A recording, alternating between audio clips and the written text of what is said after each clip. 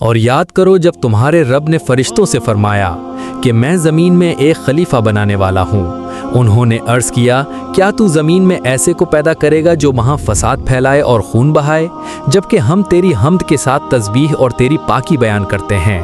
اللہ نے فرمایا میں وہ جانتا ہوں جو تم نہیں جانتے۔ اور اللہ نے آدم علیہ السلام کو تمام چیزوں کے نام سکھا دیے، پھر انہیں فرشتوں کے سامنے پیش کیا اور فرمایا اگر تم اپنے خیال میں سچے ہو تو مجھے ان کے نام بتاؤ۔ انہوں نے عرض کیا تو پاک ہے، ہمیں کوئی علم نہیں مگر وہی جو تو نے ہمیں سکھایا ہے، بے شک تو ہی سب کچھ جاننے والا بڑی حکمت والا ہے۔ اللہ نے آدم علیہ السلام سے فرمایا اے آدم انہیں ان چیزوں کے نام بتاؤ۔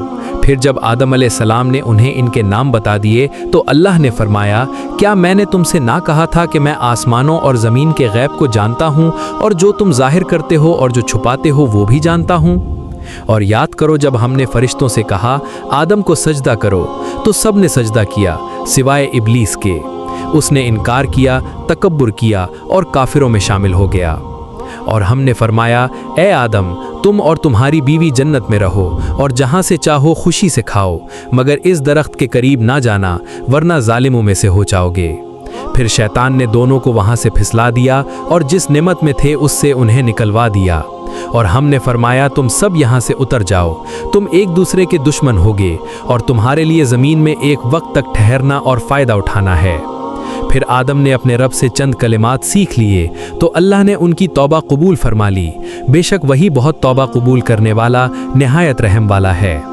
ہم نے فرمایا تم سب یہاں سے اتر جاؤ، پھر جب میری طرف سے تمہارے پاس ہدایت آئے تو جو میری ہدایت کی پیروی کریں گے ان پر نہ کوئی خوف ہوگا اور نہ وہ غمگین ہوں گے، اور جنہوں نے کفر کیا اور ہماری آیات کو جھٹلایا وہی جہنم والے ہیں، وہ ہمیشہ اسی میں رہیں گے۔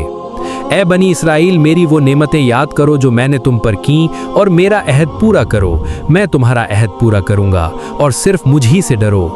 اور اس کتاب پر ایمان لاؤ جو میں نے نازل کی ہے، جو تمہاری کتابوں کی تصدیق کرنے والی ہے، اور سب سے پہلے اس کا انکار کرنے والے نہ بنو، اور میری آیات کو تھوڑی قیمت پر نہ بیچو، اور صرف مجھ ہی سے ڈرو۔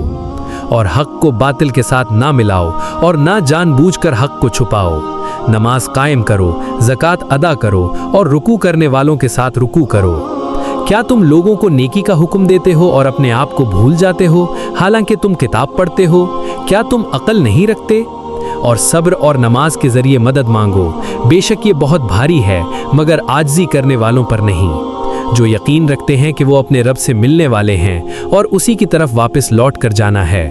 اے بنی اسرائیل میری نعمتیں یاد کرو جو میں نے تم پر کیں، اور میرا عہد پورا کرو، میں تمہارا عہد پورا کروں گا، اور صرف مجھ ہی سے ڈرو۔